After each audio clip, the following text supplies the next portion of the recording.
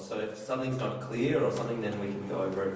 And you can help me work it out how it's going to happen. So my project is called Sleeper Cells. And the premise of this kind of report or speculative design project is to examine what it would be like to sleep for 14 hours instead of 8 every night. I've been reading this book by Jonathan Crary. The book is called Late Capitalism and the Ends of Sleep. And he writes that our sleeping hours are being eroded.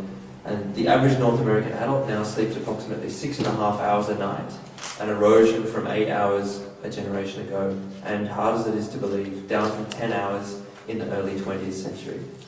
So we're sleeping a lot less than we used to. And he suggested it's because work and other demands are making us sleep less. Because then when we're sleeping, we can't work. And when I started working on this project, I thought, I really want to start recording my dreams and maybe, trying to dream more, which I can talk about later. And I thought, okay, well, what do I do? And I thought, well, if I want to get to work, I really should get to sleep. And so this is where I started thinking about what if we slept more and our sleep became work. People already keep different hours. When I talk to people about this project, they say, yeah, I sleep 10 hours a night, or I sleep 6 hours a night. Artists, yeah. I don't know. Or, our parents or grandparents who have trouble sleeping. And maybe people adapt their lives around when they sleep best. When they're at their waking best, when they can sleep at their best, when they can work and rest the most efficiently. And so I found this diagram of different geniuses and when they slept. So some sleep kind of normal, 10 p.m. to 6 a.m. When does Marina Abramovich sleep? 10 p.m. to 6:30 a.m. Yeah, it seems kind of okay. But a couple of people you can see as well sleep during the day here. Like Balzac, 6 p.m. to 1 a.m. and nap from 8 a.m. to 9:30 a.m. So that's quite strange hours to keep, I think. And a friend of mine did this as well. He was sleeping, we'll look at this later, these different sleeping hours. And the hardest thing he found is that when he was awake, there was no one else awake. So he had to stay awake for 3.5 hours between 3 and 6:30 in the morning, but there was no one else to talk to. And that's what... Oh, sorry, I'll go back. If you would like me to go back and forward so you can take photos, just let me know. I can also stand next to the slide next time. Yeah, sure. There's a reference to. I tried to reference as much as I could, but then sometimes. So people have experimented with different forms of what is called polyphasic sleeping, which is taking alternative timings during a 24-hour period. So normally most of us sleep maybe for 8 hours a day, or maybe have a nap in the afternoon, like the biphasic. But then the ultimate for people who love polyphasic sleeping is the Uberman, which is 6 20-minute naps every 4 hours. And people are so proud of this that they even make t-shirts to prove that they've managed to kind of get into this cycle of sleeping. Or we can also look at the experiments with sleeping and body rhythms from Michel Siffre, who stayed 2 months underground in a mine. He did it twice, once in France and once in Texas, with no daylight or sign from the outer world. And he found that his body regulated to longer sleep cycles than normal, both between 25 hours and 48 hours. And only once did he really go quite crazy, and he was dancing and singing around, and he got quite depressed as well. But otherwise he was pretty normal for 2 months underground.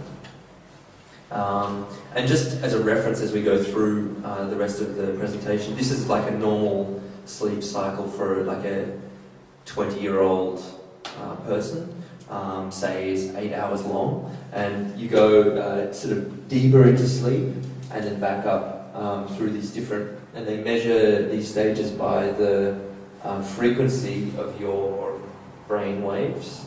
I'm going to be not very technical. And we sleep about here when you start going back up into REM, so kind of on this corner.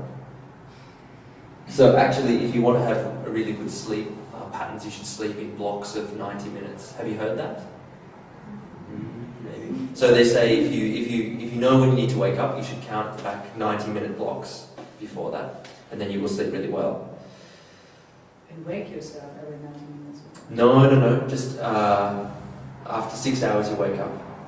So I did last night. I slept for 4.5 hours and then woke up because I needed to get up early, but also wanted to go to sleep.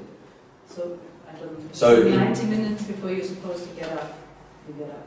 No, sorry. You sleep in multiples of 90 minutes. Okay. So every 90 minutes, yeah. No, you don't have to wake up. So you sleep either 3 hours or 4.5 hours or 6 hours or 7.5 hours or 9 hours or 11.5 hours. I'm going to look at you every time I say sleeping longer. And of course, once we start talking about sleep, we're also going to talk about dreams and the role these sleep cycles play in our dreams. And there have been many analysts of dreams, of course, including Freud and Jung. But there's little question that dreams are a way to access our subconscious. And more contemporary theories of the unconscious suggest that it's called unconscious thought theory, I think.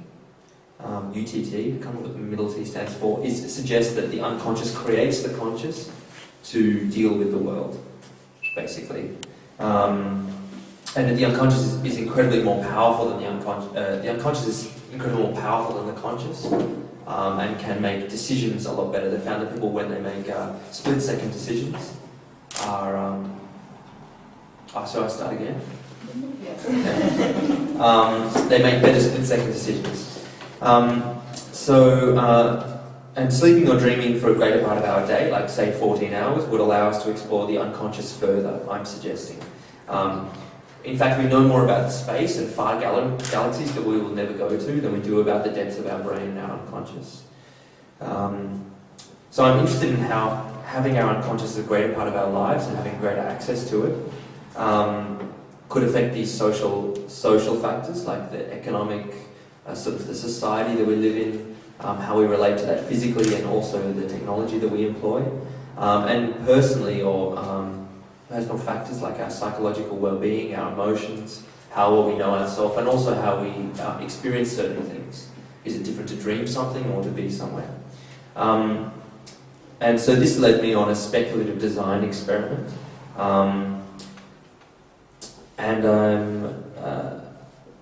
I'm interested in seeing how the benefits of sleeping could lead to individual groups with different interests in sleep and dreaming, and how these groups are formed into what I call sleeper cells. So these are these sleeper cells that I'm talking about. They're fictional groups of people who are looking at different elements in sleeping, and this is the main part of this talk. So these groups either embrace or ignore the technical elements of our world in order to sleep, and their implications for unconscious and dreaming. They address the unknown world between our ears through rational or spiritual methods, and apply themselves to use or be guided by dreaming. For some, dreaming is like an escape from this world, and for others, people are trying to find something in dreaming. So they're either trying to get away from the real world or trying to find something. And for some people, dreaming offers something that waking life can't give us. People look into the future, but they also consider what we're like right now. And there is no doubt that in this work and other works that I've done, that I think the internet plays a huge role in bringing people together who are separated on different parts of the globe, but who have similar interests. So let's get started on our trip through the world of sleeper cells. That was meant to show before. Come in if you want. Okay, so the first group is, I'll just recap. The first group is PanCon, which kind of stands for like a pan or all consciousness. Because this group is based in Scottsdale, Arizona. I'll tell you why in a minute. It was founded in 2003, and it's a company which seeks to record subconscious thought. So this is what they do.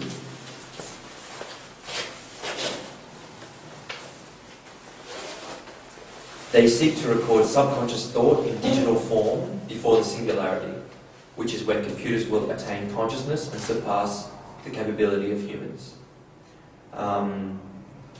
This is a logarithmic graph of the singularity. Have people heard of the singularity before? Yeah, it's or not. It's basically, this is showing that we are developing exponentially in our sort of personal processing power in these kind of events in human evolution and also technical evolution, because singularity, people who believe in the singularity believe it's one and the same.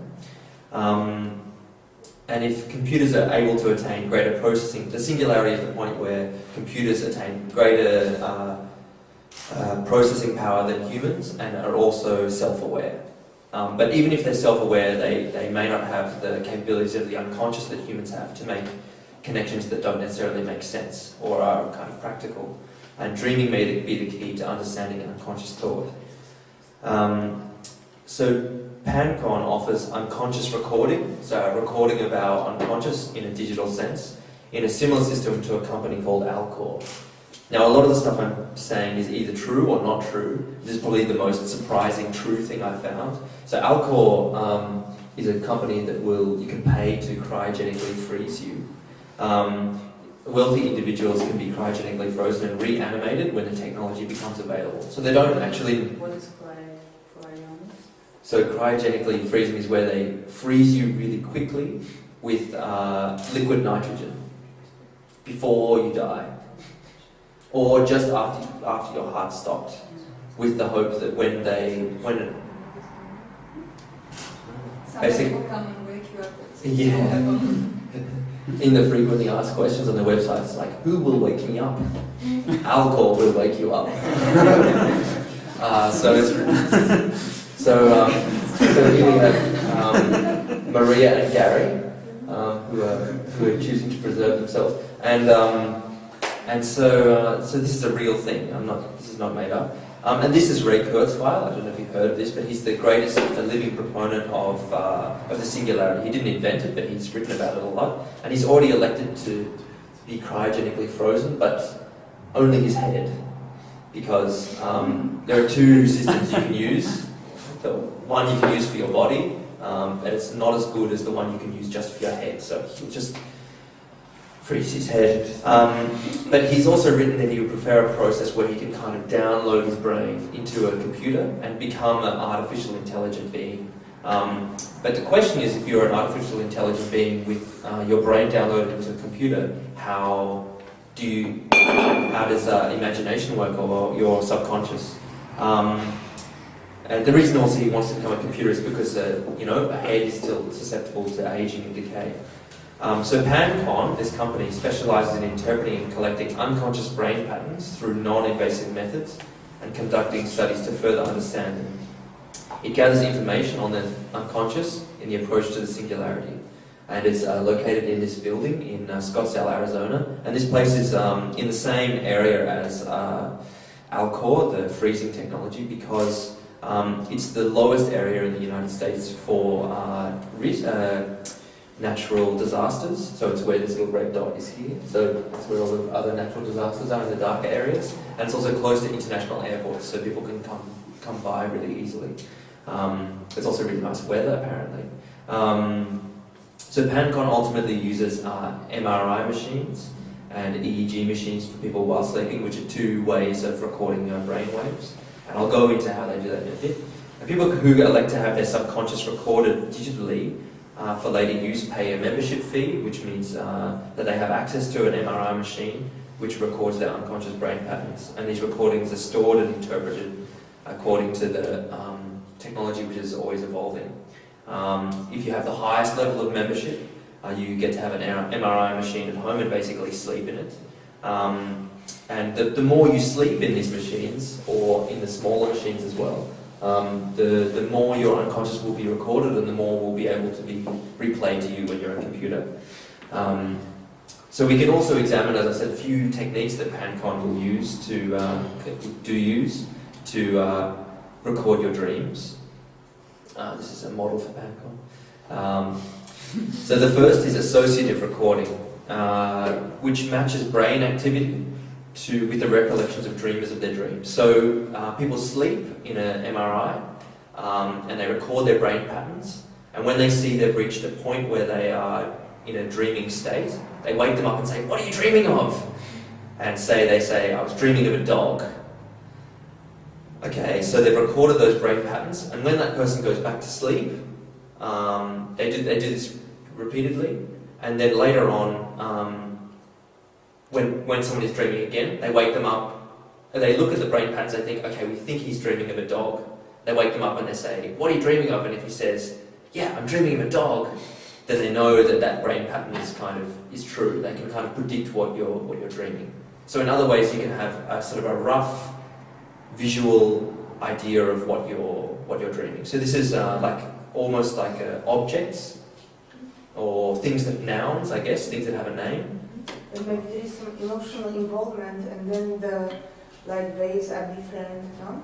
Yeah, possibly. I think it's complicated in terms of how successful it is. I think they say 60% of the time they use this algorithm which searches for words which they can match and visualize, and they found that it's much more easy to match with visuals than emotions or smells or sounds. So sounds, visuals, sounds, and smells are the three techniques that you can use to put stuff into your dreams when you're sleeping. So it's still on PanCon, but the second technique that they use was developed in Japan. And it's nothing to do with while you're sleeping, but it is to do with recording your brain imagery. And I'll just, one second.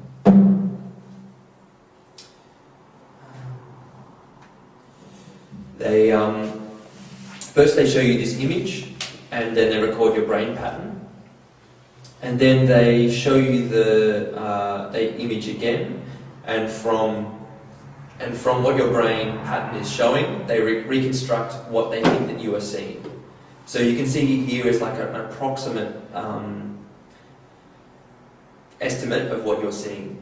So from what you see, the thing on the left you see, and the thing on the right is what the computer thinks that you're seeing. So in some ways, maybe if this technology could improve, you could get a pixelated idea of what your dreams were like. So these are the two technologies that the PanCon is using. But I think we already said that. So we might move on to another group. The second group is called Deep Sleep Now, and they are located in Reykjavik.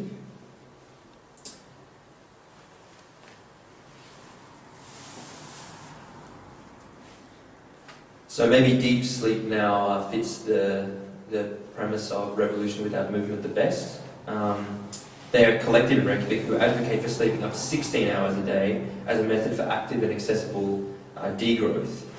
They advocate for autonomous, unconscious, and sustainable living in a post-energy world. So degrowth, do people know what degrowth is? Is primarily an ecological movement which seeks to limit the damage that humans have had on the planet. It is an anti-consumerist, anti-capitalist movement which may have had its roots in Limits to Growth by the Club of Rome, written in 1972. And they particularly observe how the experience economy has increased the disposable nature and wasteful practices of the growing international middle class. This is another diagram from the Club of Rome. And this is the limits to growth. If we're here now, you can see a lot of everything starts getting worse from here. So degrowth is trying to reduce our impact on the earth. They live in this unfinished apartment building in downtown Reykjavik where they sleep and eat together. And this is their bunk room and living quarters, made from recycled materials. And this collective, they sleep in shifts, which add up to 16 hours a day. They try to maintain a binaural pattern of sleeping, which is 8 hours sleeping, 4 hours awake. 8 hours sleeping, 4 hours awake, which is offset so they get to have social contact with each other. And the main premise for them for sleeping longer is so that they are not awake and active for as long, and therefore limit their consumption of Earth's resources, and also use this time when they're sleeping to investigate the deep unconscious, which also replaces much of the need for fulfillment when they're waking through unsustainable travel, consumption and entertainment. So the collective grow much of the food that they need. The collective grow much of the food that they need in these greenhouses. There's quite a lot of these in Iceland through greenhouse permaculture and aquaculture. And they have chickens and live a lot off mushrooms. And they grow herbs high in vitamin B6. Now, vitamin B6 is a vitamin which you can take in order to have more vivid dreams. We are awake, aren't we? So vitamin B6 can have more vivid dreams, and there's a lot in chicken. But one food that there's a lot of B6 in is seaweed, and they collect this. There's also quite a big industry in Iceland. They collect it from this group called Thorberg, which is an industrial plant for collecting and processing seaweed. And it's not only a source of B6, the highest vegetarian source of B6, but also of this other compound called tryptophan, spelled like this, which is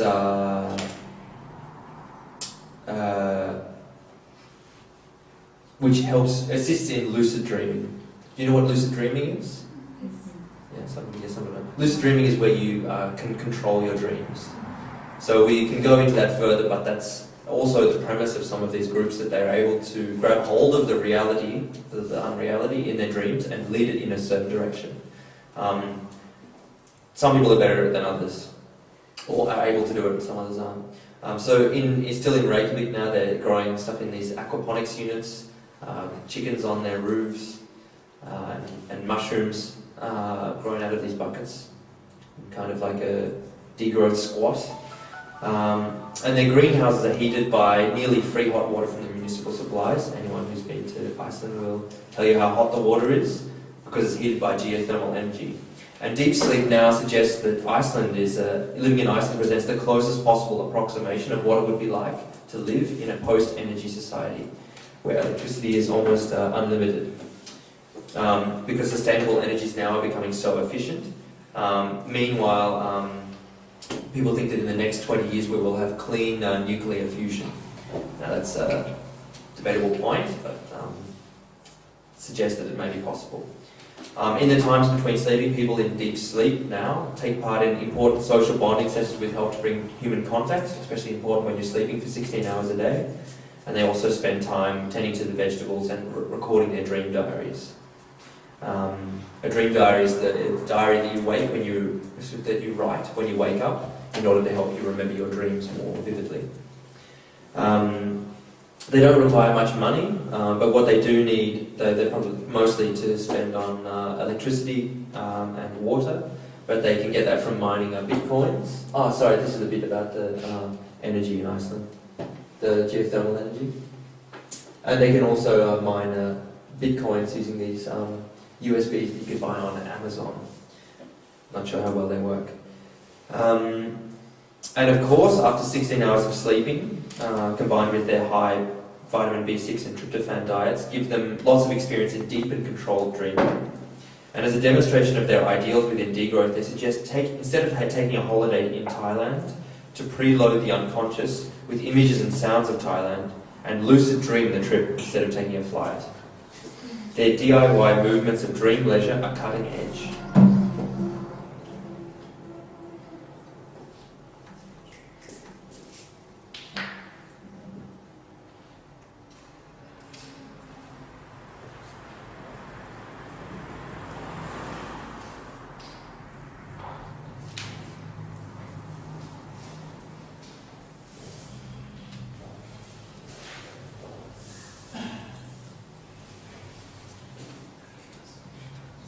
So that might be something that they would watch before they would go to sleep.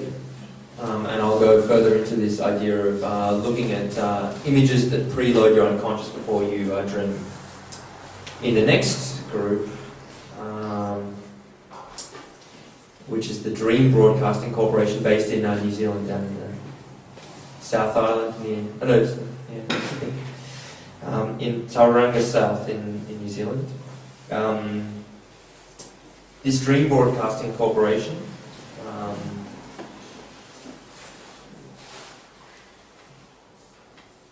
They were the first group to compile films and subsequent audio which create dreams in combination with their recommended supplements and dreaming aids, which you can buy online. The first videos were created and released through YouTube, but were then launched on their own channel. Most videos are 100 minutes long with 10 minutes of images, which are delivered in quick succession like we've just seen to the unconscious. And then 90 minutes of music to create imagery and dream travelling in that 90-minute sleep cycle we were talking about. So currently the Dream Broadcasting Corporation, could you just turn it down a bit please? No, provides a free service, and a premium channel exists for advertising free dreaming. So if you want to have your dreams free of advertising, you can pay for it. But even if their videos don't have clear advertising themselves, which would put advertising into your dream, like maybe specific beers being drunk or something like this, they could quite easily be sponsored by corporations or countries interested in promoting their products, just like Thailand. Countries may sponsor a video to promote travel to their country, or companies might show an experience which suggests the kind of experience with their product. Dreams featuring a generic shopping experience may increase the dreamer's desire to shop rather than sating their craving. So once again, the excuse to get away from the real world and have that experience in the dreaming world may actually turn us back to the real world and to want to go shopping. This video that you made, that we just saw of Thailand, is very easy to watch, but it's hard to get it to a large audience. So that's maybe where a Dream Broadcasting Corporation could have its power. They also sell these supplements online, lucid dreaming capsules. The best-selling original lucid dream supplement, monthly special. Lots of, all over the news. Men's Health, New York Times, Esquire. And you can also buy a Random Eye Movement Dreamer lucid dreaming induction device, which I'm really still not sure how that works. But for $210, maybe it's worth it. Now we'll move on to the next group. Young at Heart. That's my dad. And they're based out of Miami in Florida.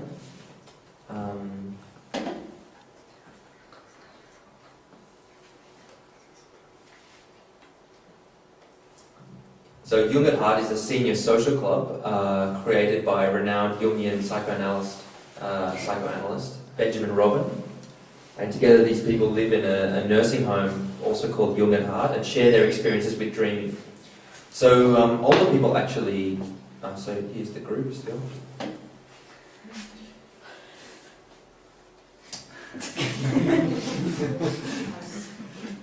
And here, I think they're discussing their dreams here. So as you get older, you sleep less, or you have kind of less valuable or useful sleep. You don't necessarily dream. When you're older, your sleep is kind of fitful and shallow, kind of similar to that of some sort of infants, how they wake up to feed. And they don't enter into that normal triphasic sleep rhythm that I showed before, which was like the waves, the 90-minute thing.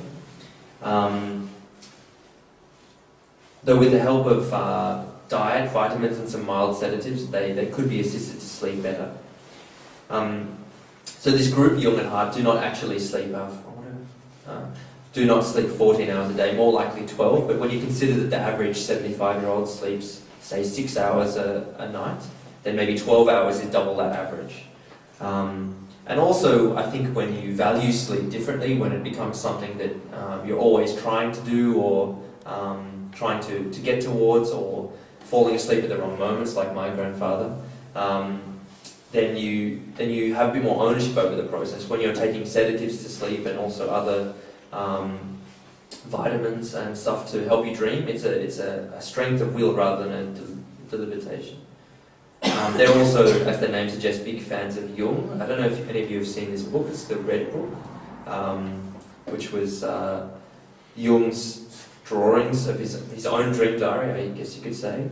And it's the most read book in the library. I didn't really mean that. most popular book in the library, and they raised money in order to have it with them. And I thought I would just show you some of the interior because it's incredible of the drawings that Jung did of his dreams. I have 2 more groups to go. This is Lucid, it's a company based in Tokyo and Dublin.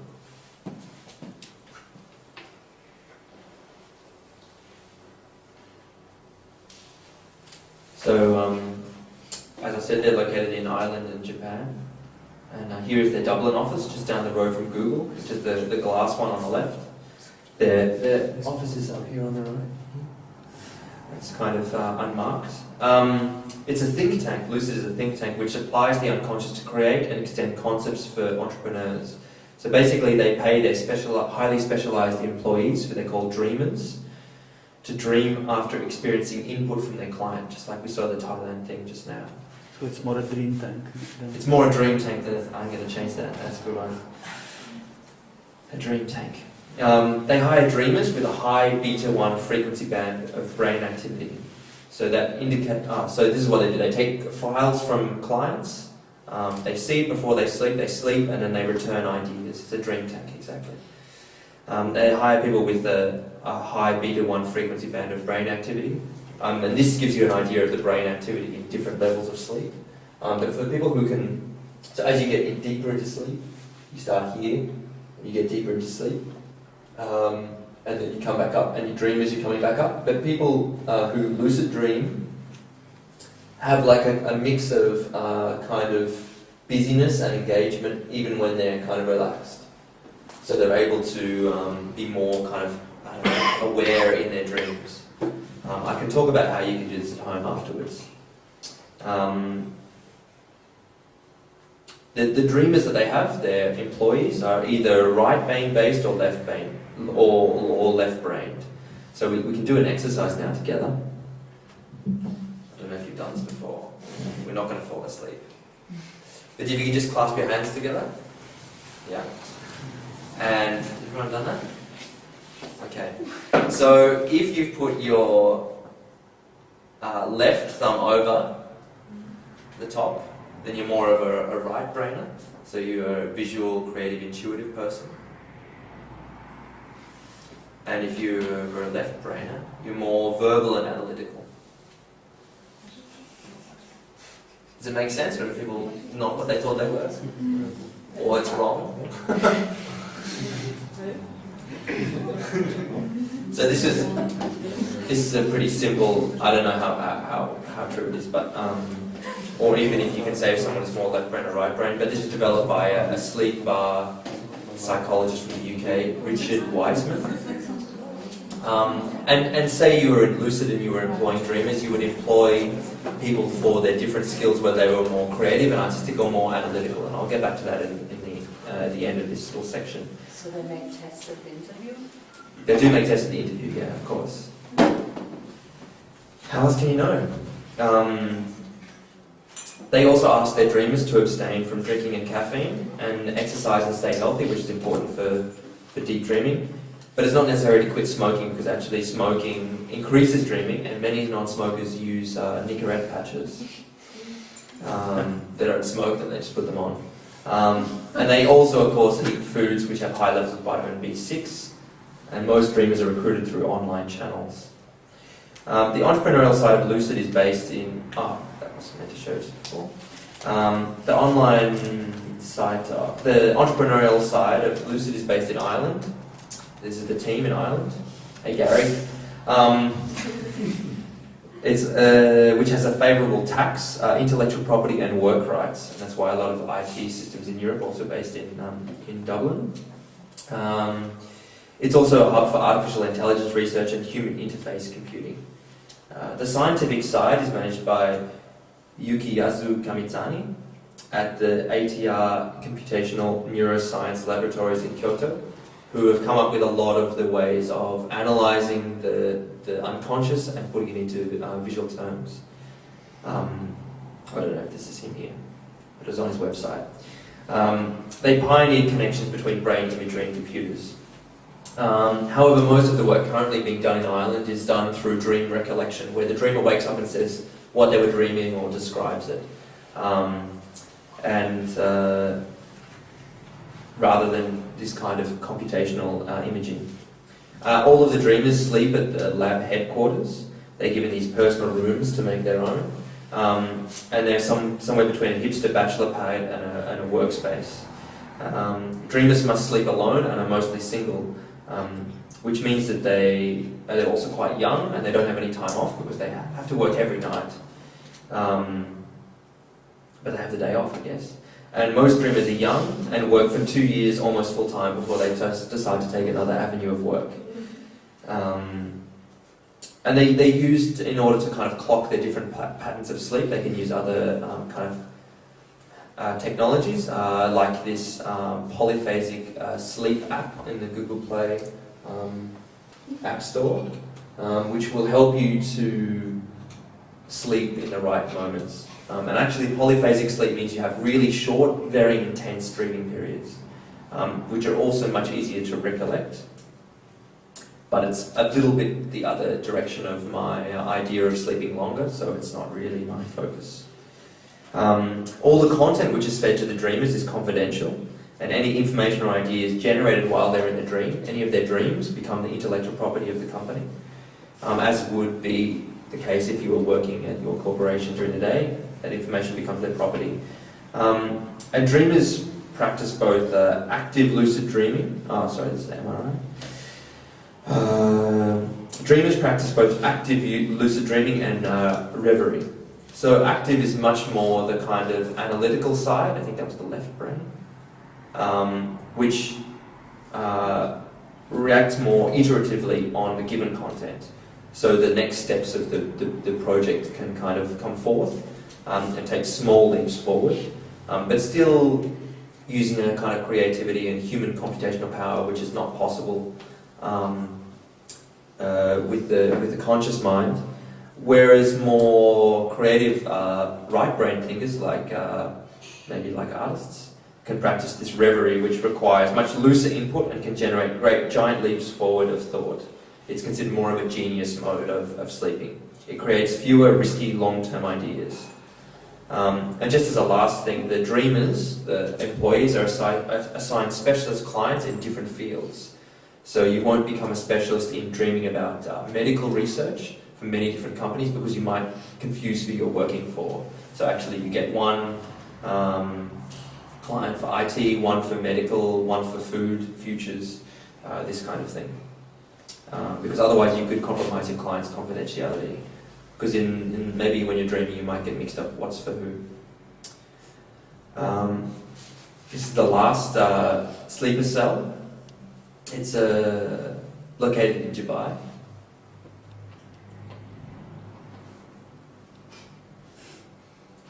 It's a resort catering to those that want to explore the depths of sleep. Many resorts, international resorts in places like Dubai, cater for people to continue working while they're actually on holiday, but this is actually trying to get you to take time away from the waking world. Their motto is dreaming is the greatest luxury. It offers just under 200 rooms, which are all fitted with the newest technology hidden behind lush interiors and 5-star fittings. People can book their rooms by how firm they would like their mattresses, seeing as they probably spend most of their time in bed. All rooms are soundproof and also can be completely darkened. And this allows the space within the room to be adjusted in a number of ways. For instance, the beds are fitted with pillows that are washed with a non-scented detergent, but then can be scented with different natural oils to spur memories and different avenues of thinking. Speakers are built into the bed heads and can be programmed to play different specific sounds composed by the in-house sleep audio specialist or brought by the client themselves. Of course, visual aids for dreaming are available on the in-house television channel for advertisement-free dreaming. Now these three elements, the visual, the oral and the smell, are the three ways that you can kind of put things into your dreams.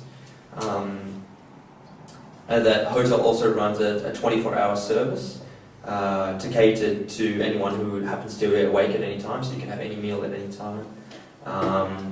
As are the sleeping aids and physical relaxation assistants like masseuses and hypnotists, people who massage you, and hypnotists. And the hotel also employs Freudian and Jungian psychoanalysts, psychotherapists, professional dream interpreters, dream technologists, and a tarot card reader.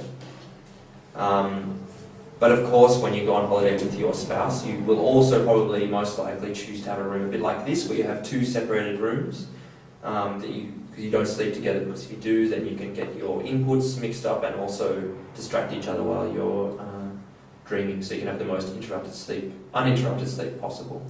This is the team at the Oasis, are really friendly. That's the last group. That's all of the sleeper cells around the world. But I thought I would do just one, just to say I think these are different ways that we can start to imagine how dreaming and sleep could become more of these, more a part of our, I guess, society and economy, and also affect us personally.